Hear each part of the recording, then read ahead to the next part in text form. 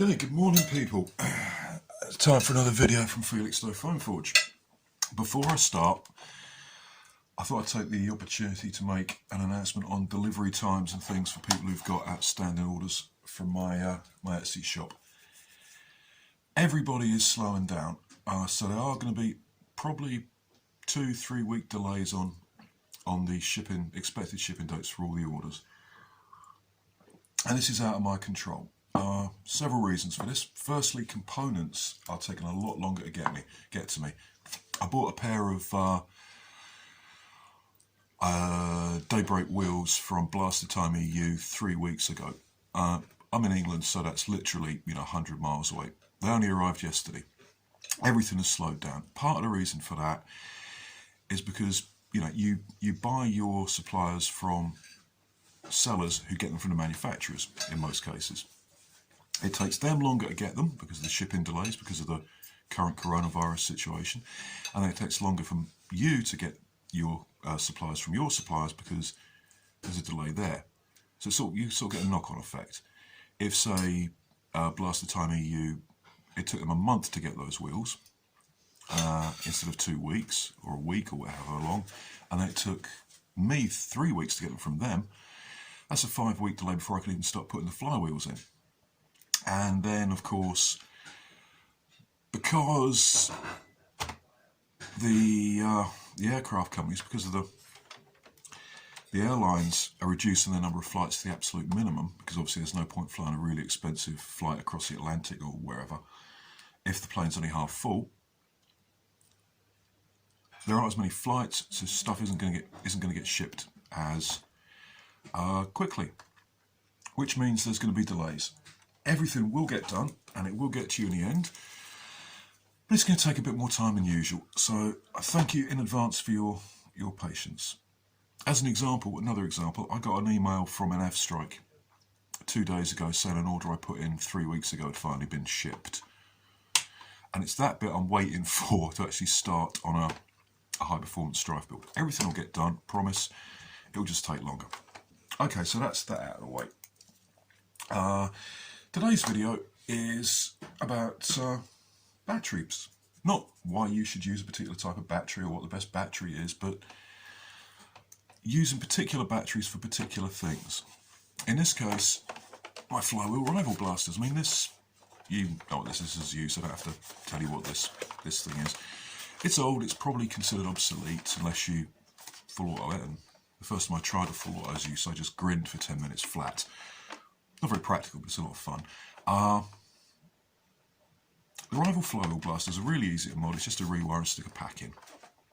On that score, this has been fully rewired, and normally I run it off this. This is a 500 milliamp hour 7.2 nickel metal hydride pack. Why? Because I don't like lipo. I don't like batteries that get all sulky if you don't look after them and pat them on the head every 10 minutes. I don't want to have to worry about storage charge, balance charging, any of that stuff. I want to plug the battery in, use it, put it back in its box and finish with it. I not have to worry about it until the voltage under load drops to a level where performance goes down. However, this, if I show you this will only just fit in there. Yep, and it's a tight fit, and it takes a little bit of wiggling, especially if the battery connector gets in the way. It is a bit of a tight fit.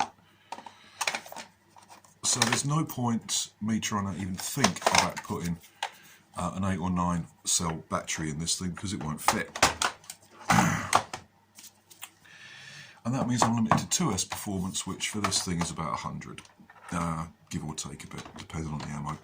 I want a bit more out of that, and because I can't fit a 3S equivalent NIMH pack in there, I'm going to make one myself. So, just to test things out, I got a little battery holder and some of these IKEA Lada 2450 milliamp hour batteries. These apparently, I did some research before I got them, these are rebranded Eneloop Pros. They're made in the same factory in Japan that makes Eneloop Pros, the only factory in Japan that actually makes this sort of battery. The performance charts are exactly the same, and these are, so as far as anyone knows, these are non-lipo Pros in a different wrapping, and they're about a third of the price. So I've got 8 of those. I could just get a longer battery holder that'll fit in here, but you know, the current draw means that there's a danger of these spring contacts annealing and stopping conducting electricity, and the whole pack overheating and melting, and these wires are really choke points for the current. So not perfect. I did test it with those, and yep, it's performing much better. But it's not really an optimum solution. And yes, I could put a 3S LiPo in there, but no, I'm not going to. So I need to solder my own battery pack. And I've never done this before, so this is going to be fun. I've done some research. It doesn't look too hard. And that's what this video is about. Another reason I want to solder my own pack is I do not want to have to put these things separately in a charger. You know, I want to plug the whole thing into a smart charger, leave it on for an hour, and it's recharged. So how are we going to do that? Let's get rid of that. Well, the first thing is we need to think about the shape. Because the shape is basically going to be, smaller than this. So I want that much length by that much width by that much depth. That should, in theory, fit with a bit of luck. So let's try. I'm just going to see if that will actually fit in the back. Otherwise, I may have to rethink. Let's see. 2 there, 1 there. Oh yeah, that fits. That fits. And it fit up the top as well. Yep, good. Excellent stuff. So that'll fit. So, configuration wise, we're going to have a long rectangular box like that with 8 cells in it. That'll give me 9.6 volts nominal. Fresh off the charger, that will be more like, let's see, an MH fresh off the charger is about 1.4, so 1, 2, that's 8 fours are 24, that's about 10.4 volts. That's close enough to 3S to keep me happy. So what we need to do is work out the polarity. Where are we going to wire these? Well, because they're going to be in series, we're going to put them positive to negative. Let's get rid of that.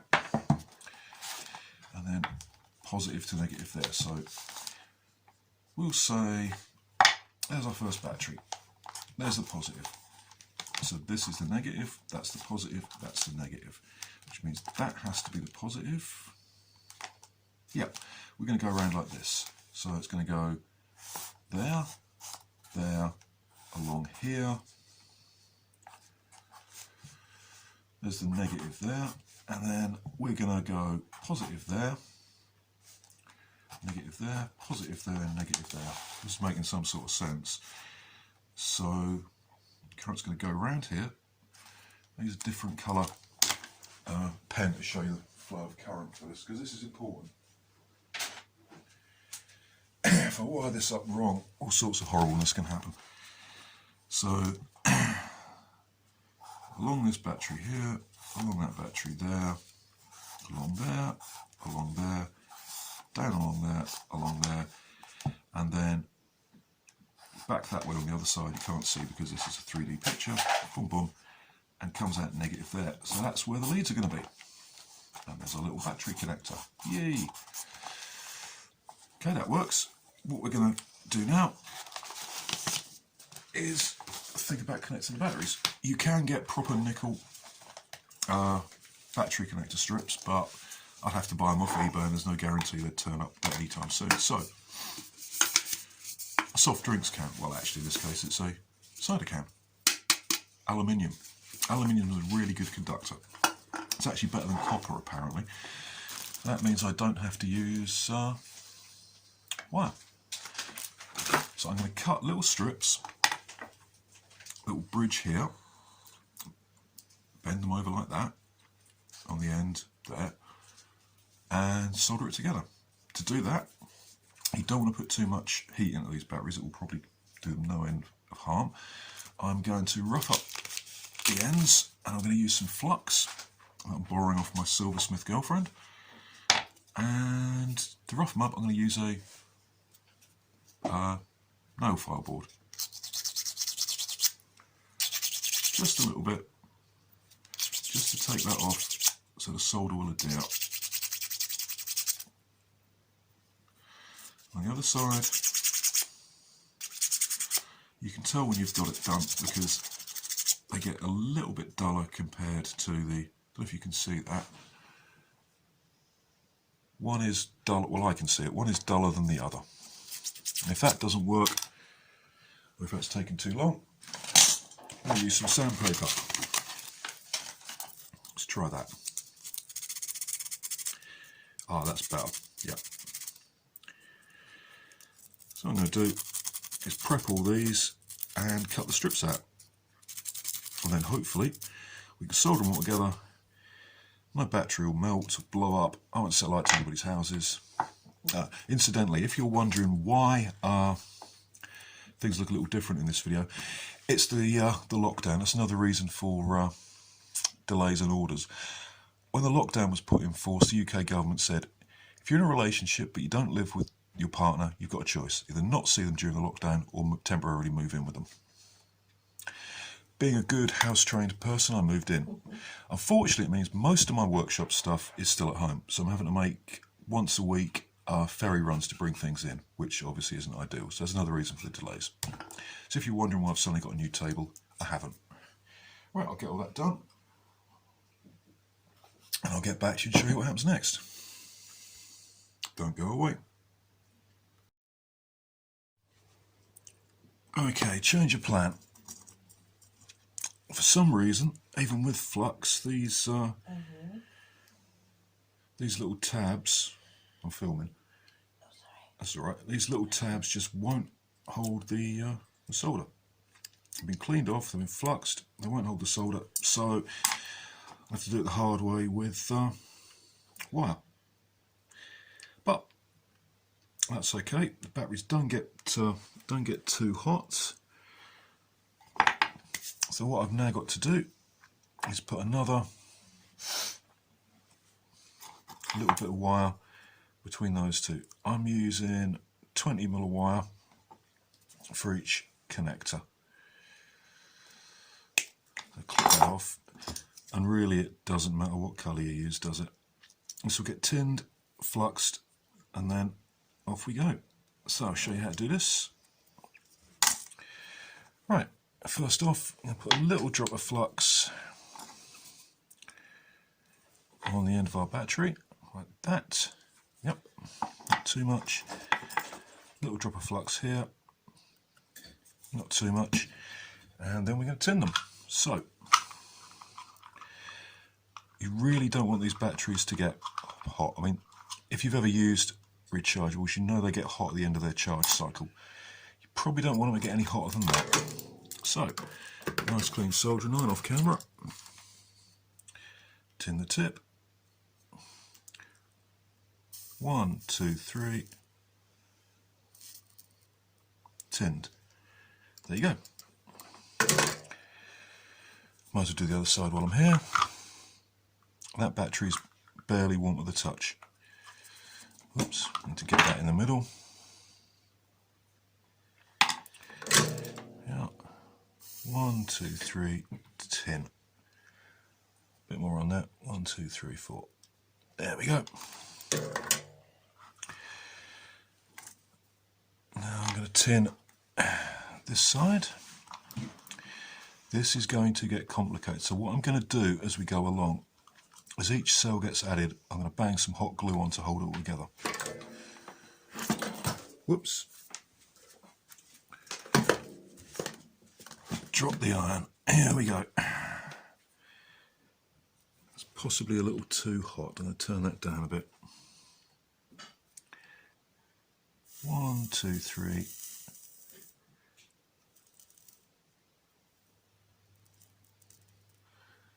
Yeah, it's too hot. I'll let that cool down a bit while I'm tinning the the wire. Here we go. Prop that up in there for the moment. I should really, and what I'll do when I get all this done is tin all the wires at once, all the batteries at once, come back, you little horror.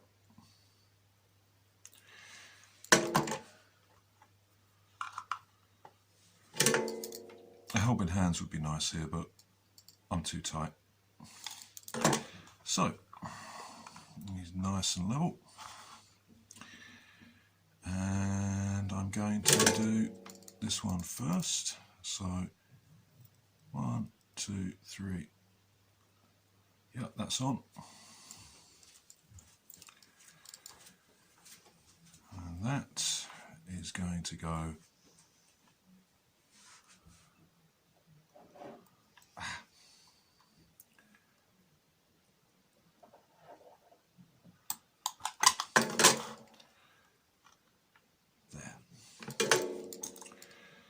hold that on there. 1, 2, 3. There we go. So now, if you can see this, this will come down there. And it doesn't matter if these contacts are touching, because in fact that's what you want. So there we go. I shall get these all glued up, make the pack up, and we'll see what it does. Okay, stay watching. Okay, a little bit of work later, and here is the extremely rough and ready looking pack. I haven't fixed these bits together yet, but I'm going to. That's fairly bulky, but if you look at the capacity, that's 2,450 milliamps. A 3S LiPo with the same capacity is about this size. I had to use wire instead of the tabs, which makes it a bit more ungainly, but not too much so.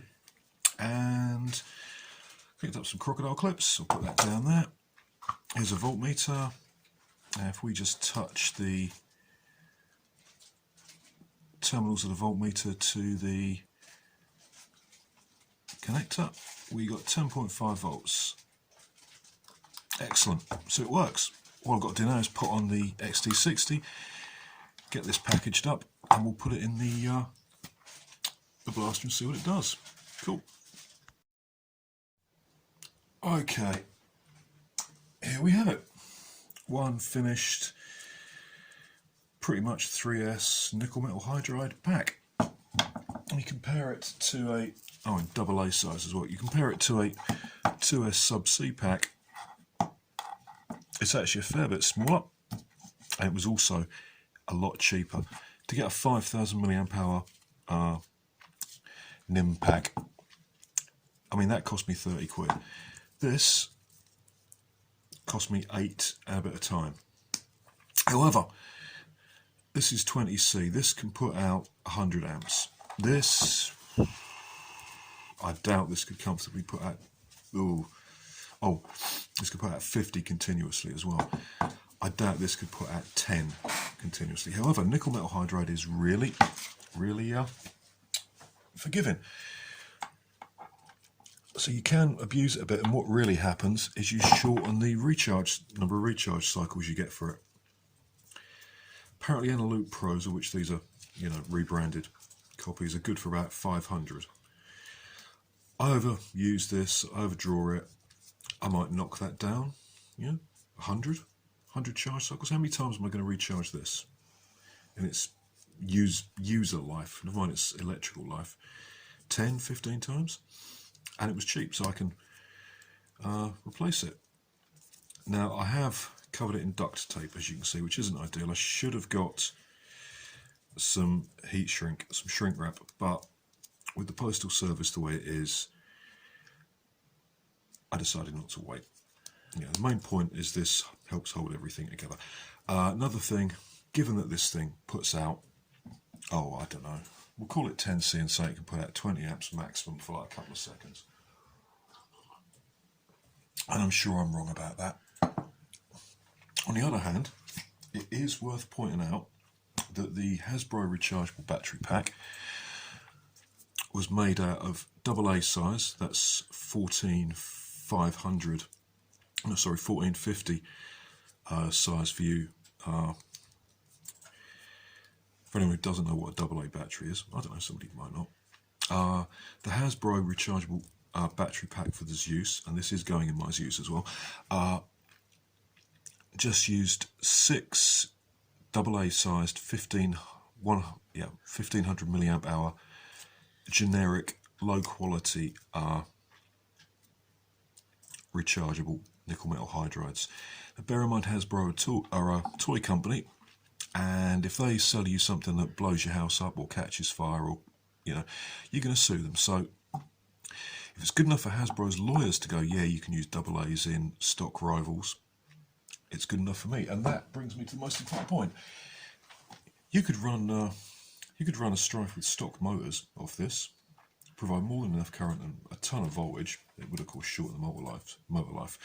Do not try and run third-party motors off this thing or anything like this. If you want to run third-party motors, you need sub-C.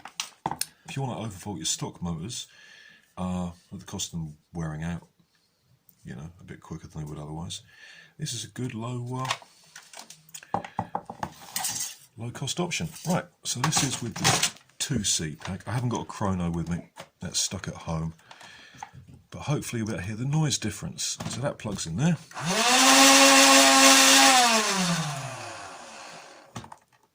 Yep, that does still actually sound more powerful than it does on alkalines. Now let's connect this thing up.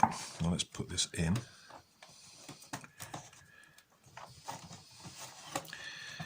That drops in there.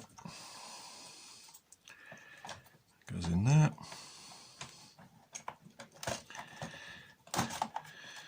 Now let's listen to that.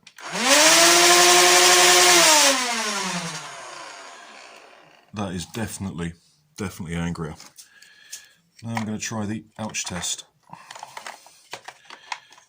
Put that in there, put that on there, screw this up, and tighten that down briefly. And I'll load up around a magazine, and what I won't do is shoot that cat that's looking at me from the corner of the room in sheer disgust. Don't go away, I've got to go and get a magazine.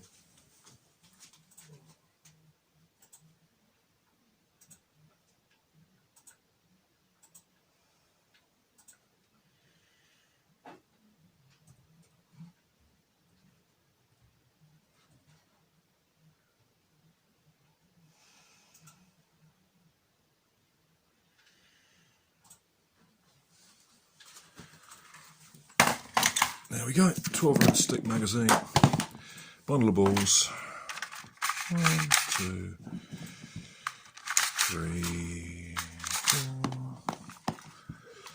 4, 5, 6, 7, 8, 9,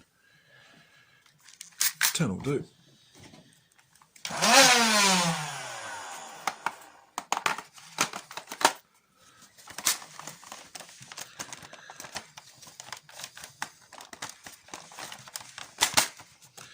Okay, I'm going to take the camera with me.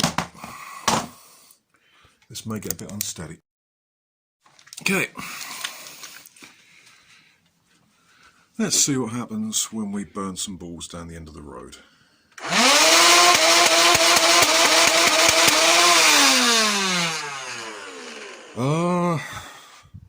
There'll now follow a period of me searching the place for those, but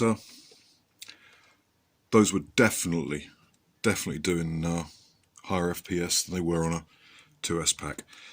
I'd guess those were hitting about 120, maybe a bit more. Who knows? I have to get those through the chrono when I get home. Anyway, that's it. Thank you for watching, and I hope some of you, if you don't want to invest in stock motors, don't want to invest in third-party motors, might consider that a reasonable option. Again, sorry for any delays with shipped orders. Everything is completely up in the air at the moment.